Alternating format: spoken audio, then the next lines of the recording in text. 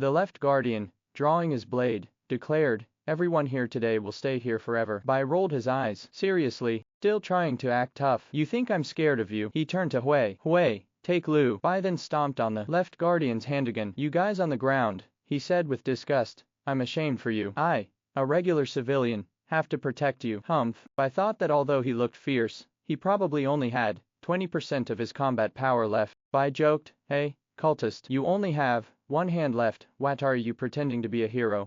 You don't think you are Yanguo, a famous Chinese novel character, do you? By the way, Master Yang, where is the eagle that you often ride?" The eagle said shyly, "Don't mention me." The left guardian shouted, "You are courting death." Then he slashed out a blood slash. But Bai had miscalculated. His knife was snapped in two in the first exchange. "Damn it," he cursed. "The equipment gap is too wide." He tossed aside the broken hilt and grabbed the alloy shield he dropped earlier. "Thank goodness for this high-level gear," he exclaimed, hefting the shield. "But it's so heavy." The left guardian dodged the attack, but Bai directly rushed over with the shield. Bai slammed the left guardian back with his shield. "Xiao, now," he yelled, "try what I told you." Xiao immediately unleashed a blast of compressed air. It turned out that just an hour earlier, Bai had seen Xiao's superpower, compressing air into a ball and then releasing it. However, he'd noticed it wasn't very powerful, so he suggested using the compressed air to propel other objects instead. For instance, using it to launch a small steel ball could effectively turn it into a makeshift pistol. Now, back in the present, Xiao used her ability, but unfortunately, she hit Bai instead of the intended target. Bai was very angry and shouted, "Xiao, aim and shoot again." Hearing the left guardian roar, Bai felt something was wrong. The left guardian used the secret technique, Burning Blood Curse. "Oh no," Bai muttered, "he's going to do something drastic." He turned to Lu. "Lu, quick, the things I just put in the bag, hand them over." "Xiao, keep aiming and shoot him." But instead of the items Bai requested, Lu pulled out a lollipop. "Uncle," she said, "here you go. I didn't know you ate these when you fought. And don't forget, you owe me one." Bai sighed. "Not that," he said. "Hui, could you get it? It's in a box, wrapped in cotton." Hui looked puzzled. "What is it?" she asked. "Don't underestimate this little gadget," Bai exclaimed triumphantly. "I like to call it your end." And with that, he hurled it at his target. It turned out the explosion was just from mercury fulminate, a simple explosive, which had blown the left guardian's knife away. "Ha!" Bai yelled. "2 explosions in a row. What are you going to do now?" He then charged forward, shield first. Bai sent the left guardian flying, sending him splashing into the river. "Go swim with the zombies," he yelled. "Xiao, give him another blast." Xiao quickly charged up another blast of compressed air. The left guardian was hit into the river under the attack of the steel ball meteor shower. Bai said with a smile, "Wow, Xiao, you completely outshone me with your skills. But this guy wasn't that strong after all. He got what he deserved. No matter how good your kung fu is, you can't fight against guns." Xiao rolled her eyes. "If he hadn't been seriously injured, we wouldn't have stood a chance." Bai excitedly said, "All right, now that the fight is over, let's clean up the battlefield." He noticed the soldier and was speechless. "Huh?" The coward saw that we won and immediately got up. The creature in the water spotted the left guardian sinking below the surface. "Ha!" it exclaimed, a note of excitement in its voice. "That's some interesting blood. The master will surely appreciate this gift." At 3:15 p.m., they reached Oriental Park in H City, a place usually filled with elderly women dancing. "SHH," Bai whispered. "Look what I found. A lone zombie. And it's a regular one, not evolved. We could try to kill it." Bai added, "They say it's hard to hit anything with a gun if you've never used one before. This is a good opportunity to practice." He pointed out the zombies a little far off. Hui used the bait to lure it closer. Hui turned to Lu. "Lu," she said, "call the monster uncle over here." The bait, in this case, was a small dog and Lu herself. Lu did her best to entice the zombie. "Monster uncle," she called out, "hurry, hurry, come over." The zombie spotted Lu and, with a groan of hunger, charged towards her. Lu, startled, cried out, "Uncle, you're terrible. You made me lure it over." Bai yelled, "Open fire." But their aim was way off. Bai exclaimed, "Hold it. Oh my god, this is nothing like those video games. And these guns are practically useless against the zombies. Even headshots don't work." Bai yelled, "Alright, time to see what this new weapon can do." He brandished the blade. "Well, that was a lot cleaner than those guns." Bai tried to reassure Lu. "Don't worry," he said gently, "Uncle's just helping you be brave. There are going to be a lot of monsters along the way." The two girls also tried to comfort Lu, telling her not to cry. Hui then pointed out to Bai that the man from before was still following them. Bai was puzzled. "What does he want?" he wondered. "I tried talking to him, but he just stares blankly. Is he mute?" Hui asked Bai worriedly. Won't all this shooting attract more zombies? Bai reassured her. Don't worry, we're on the edge of the infected area. There are only a few stray zombies around here. We should keep going to Lu's house. He then offered to carry Lu. Come on, Lu, he said. Let Uncle take you. We'll find your mom in no time. But Lu shook her head. I'm with Wei now, she said. I don't need you anymore. And with that, they continued on their way. Lu's house just a short distance ahead. What is with this weather? Bai grumbled. It was sunny just a minute ago. They had finally arrived at their destination. This is my house, Lu exclaimed. But seeing the horde of zombies lurking nearby, Bai stopped in his tracks. Bai frowned. That's odd, he said. Why are there zombies at the entrance to this building? He turned to the others. You guys wait here. I'll take care of them. These unevolved zombies are perfect for target practice. Just watch the show. After dispatching the group of zombies, what did he discover? Ugh. There's a big-headed zombie, Bai muttered. Last time I let a little one go, it ended up getting eaten by a big one. This one.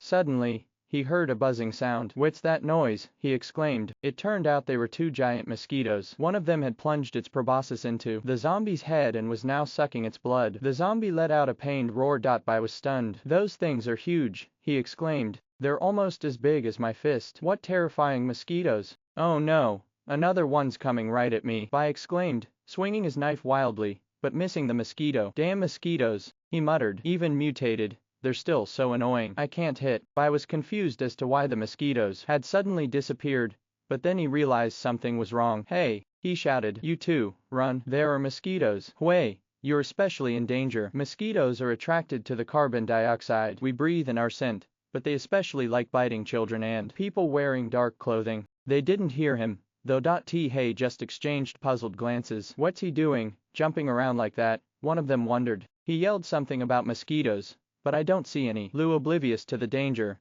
continued to enjoy her lollipop. But then Hui saw the giant mosquito, hovering menacingly. It's huge, she gasped, her eyes wide with fear. The mosquito dove down, aiming its proboscis at Lu. The mosquito pierced into Lu's clothes, but because of the super thick protective pad, Lu didn't feel anything, and still leisurely ate the lollipop, asking, Sister, where are the mosquitoes? Hui gasped, her eyes wide with terror. Lu, it's on your head. It's trying to feed on you. The mosquito, despite its best efforts, was unable to penetrate Lu's protective gear. Finally, the message sank and Lu let out a blood-curdling scream and began thrashing her head back and forth, trying to dislodge the monstrous insect. Lu seems to be swaying to some unheard melody. She cried and thrashed her head from side to side, then up and down, trying to shake it off. Her arms flailed wildly as she tried to dislodge the giant mosquito. Finally, after Lu's desperate struggle, the monstrous mosquito's proboscis gave way with a snap. Finally, the mosquito was gone. The soldier, without hesitation, raised his gun and shot it dead. He let out a sigh of relief. Lu ran crying to Bai, who reassured her that everything was alright. Bai was impressed by the soldier's marksmanship. Hey, he called out to the soldier. Come on bro, I want to talk to you about something. The soldier approached cautiously. Bai said to the soldier, I can tell you're following us to protect us, right? Don't worry about what happened earlier. Everyone's scared of dying. But we really need your help now. This little girl's home is in that building right there, and her mother is probably trapped upstairs by the zombies downstairs. It's going to be tough for me to protect them both on my own, so I was hoping you'd help me find her. The soldier nodded in agreement. Oh, thank goodness you can talk, Bai exclaimed. I was starting to think you were mute. Concerned about the possibility of more mutated mosquitoes inside the building, Bai decided to make a quick detour to the supermarket to gather some supplies. He grabbed some mosquito coils, electric swatters, insecticide, and mosquito repellent. He then had Xiao spray everyone with the repellent, explaining that it would help mask their scent from the mosquitoes. I just saw something useful by the door, he said. I'll be right back. To someone with knowledge of Chinese medicine, every plant has its own special properties. Bai recognized the leaves immediately. It was definitely cinnamomum camphor, a top-notch natural mosquito repellent. He used to make flower rhinas out of it all the time as a kid. With the cinnamomum camphor leaves in hand, he quickly wove them into fragrant flower rings for everyone. As they prepared to set off, Lu exclaimed, Uncle, these flower rings are beautiful. The big-headed zombie was drained, and the mosquitoes are gone too. There's no blood inside, so it seems there might not be any zombies in there. The elevator looks like it's working fine. If there are only a few mosquitoes, we should be okay. Soldier, you take the rear, keep an eye out. I'll take the lead. We'll take the elevator straight to the 12th floor, Lu's place. Lu, let us know where your front door is when we get there. We're on the 12th floor, Evrian careful. This area might not be infected. Lus mom could still be home. But the elevator suddenly broke down. They were all on edge, telling each other to keep quiet, that there seemed to be something up there. Soldier, point your gun upwards. Stay calm. We just need to make it to the 12th floor in one piece. A green monster was perched on top of the elevator, its corrosive saliva dripping down and eating through the metal. Hearing the sizzling sound, Bai exclaimed in shock, "What's that strange noise coming from above?" Bai yelled for everyone to stand back. The elevator finally reached the 12th floor, and Bai shouted, "We're here, get out quick." "That's corrosive liquid. What in the world is that stuff?" Everything was eerily silent, making Bai think that maybe there wasn't anything to be afraid of after all. He asked Lu, "We're here. Which one's your place?" Lu pointed to a door. They were a bit confused though. "Why is the door already open?" Bai suggested that he and the soldier go inside first, while the three women waited outside. Once they were sure it was safe, they let the others in. Lu rushed in, shouting, "Uncle, where's my mom?" Bai looked around. It looks like all their belongings are still here. They must have left in a hurry. But where could they have gone? Lu's voice rose in panic. "Uncle, where's my mom? Where is she? I can't see her." Bai was at a loss for words. Lu burst into tears, crying out, "Uncle, mom doesn't want me anymore. You promised you'd find her. You lied. I don't want anything to do with you." Bai offered her a lollipop, but she turned it away. "I promise I'll do everything I can." Bai reassured her. "Please, don't cry." But Lu sobbed, "Mom, did the monster? Did it eat her?" "No, that's not possible." Bai said gently, "Look, I found a picture of your mom. This will help us find her, okay?" Suddenly a few monstrous mosquitoes buzzed past the window. Bai was taken aback. "How are they even out here?" "We're on the 12th floor," he reassured himself. "But the windows are tempered glass. They shouldn't be able to get through." Then, he pointed to something else. "Hey Lu, look over there. There are some huge bugs trying to smash through the glass." Lu, who had been crying, suddenly started laughing through her tears. "Ha ha," she giggled, "those bugs are so silly. There's glass there." Bai thought to himself how easily children are distracted. But then he saw something grab one of the mosquitoes and his face went pale with shock. Bai shouted for everyone to move back. Then, a massive, mutated gecko emerged. The gecko smashed through the window, revealing two heads. It shrieked, the left head saying, "Hey bro, look what I found. 2 hot guys and 3 chicken legs." The right head replied, "Ooh, I want the one in the green hat." "You too, get Lu out of here, now," Bai yelled. "We'll take care of this." Just then, someone came down the stairs. It was, well, he was definitely handsome. The same zombie that had devoured the mysterious man's third eye earlier. He roared, "Eat." Bai told the soldier to directly headshot, but all were blocked by the gecko's tail. The gecko then taunted them, leaving Bai in stunned disbelief. It blocked everything with its tail. He stammered. "Does it have some kind of supervision?" His companion gulped. "Looks like we're gonna have to ditch the guns, bro." Suddenly, the monstrous gecko's tongue shot out like a whip. "Heads up," Bai screamed. The soldier twisted away just in time, but the force of the blow sent his weapon spinning out of his grasp. With a roar, Bai charged forward. "I'll take care of this," he yelled, and with a swift move, he sliced off the gecko's tail. His younger brother whined, "Hey, our big tail got chopped off." But the older brother just smirked. "Watch this," he said, and then using his regenerative abilities, he made the tail grow back. His brother's jaw dropped. "Wow, it really grew back." Bai was furious. Finally got a hit in, he thought, and these two numbskulls are just standing there, chatting. "Damn it," he muttered, "that gecko can regenerate. This is going to be a problem." The soldier then spoke up, "I've got grenades." The gecko, meanwhile, mocked them with a screeching laugh. "Hey, handsome, don't run away. You can't escape." Swiss pearl grenade. Authentic, free shipping. Only 998, he shouted, tossing the grenade before running off. Bai, seeing them still standing there, exclaimed, "What the hell are you two still doing here?" "Take the stairs," Bai urged. "Something's not right about this building." Just then, the gecko scurried closer, screeching, "You guys aren't going anywhere." Bai was stunned. "It's already back." "Are you kidding me?" he exclaimed. "It doesn't even look hurt. How is its tail still there?" "That was a grenade." The soldier was equally incredulous. "No way," he shouted. The gecko, meanwhile, had had enough. "No more games," it hissed. "I'm going to kill you all." Bai turned to the others. "Get out of here," he yelled. "We'll hold it off." The gecko screeched and scurried up the wall. Bai was stunned. "Its tail grew back already," he exclaimed. "Grab the Xiao gun quick."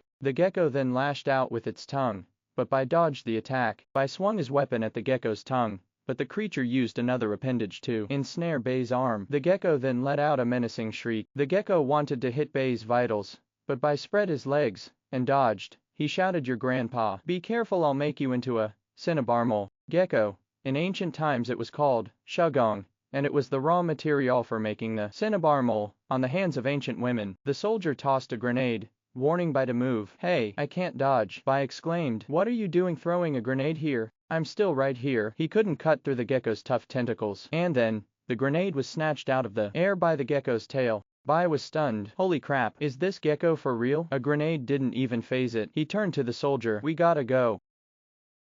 The soldier immediately opened fire, landing a headshot. It was then that Bai realized, without its tail, the gecko's head was vulnerable. He complimented the soldier's sharp shooting. The gecko then put on a show. The younger head feigned weakness, gasping, Bro. We. It then grinned maliciously. We're immortal, it declared, as the wound visibly closed. They both cursed, and the soldier yelled, Get to the stairwell. You go first. I've got one more grenade. Let's see if we can block it off. Bai grumbled. This thing is invincible. The grenade went off, and suddenly, Bai realized something was terribly wrong. His left hand. It felt like it was poisoned. Bai's left hand felt numb. He figured it must have been the gecko's tongue. He knew that not many geckos were poisonous, and even those that were had weak venom, so he wasn't too worried. Suddenly, the soldier exclaimed, We can't hold this thing off much longer. He then slipped something into Bai's clothes. What are you doing? Bai asked, confused. The soldier replied, I'm sending this back home. This thing's going to keep chasing us. You need to go protect those girls. I'll draw it away. Bai hesitated, but the soldier insisted. They need you. Stop wasting time. He muttered in a low voice. I very regret. Okay. Captain's order. Escape.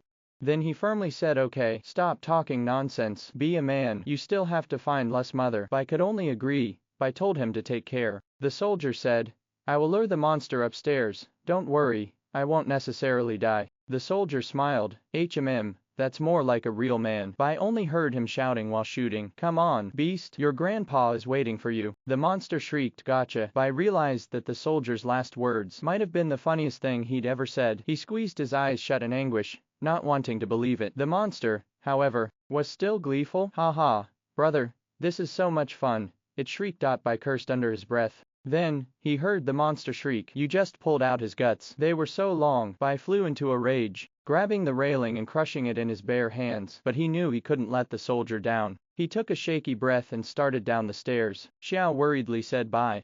The sound above is. Soldier. Bai could hardly conceal his anger. Go. I'll take you to the supermarket just now first. I'll come back later. Hui worriedly asked him Bai. Your left hand. The veins on his left hand bulged. But Bai said it's nothing serious, just a little poison. Lu said, Uncle, your appearance, I'm so scared. Hui comforted her saying be good, don't be afraid. Xiao looked at him like he was about to turn into a zombie, saying by the stairs from here to the second floor are blocked by something very strange? We can't move forward. He was puzzled. What's that? But when he saw it, he was stunned. What the heck is that? Bai exclaimed. It looks like a bunch of pomegranate seeds. We're on the third floor, he said. So I guess we'll have to try the elevator. Meanwhile, in the building, the soldier was fighting the gecko on the 15th floor. Lu's home was on the 12th floor. They were currently on the 3rd floor, and the 2nd floor was occupied by the three-eyed gourd zombie. Just then, the strange things exploded.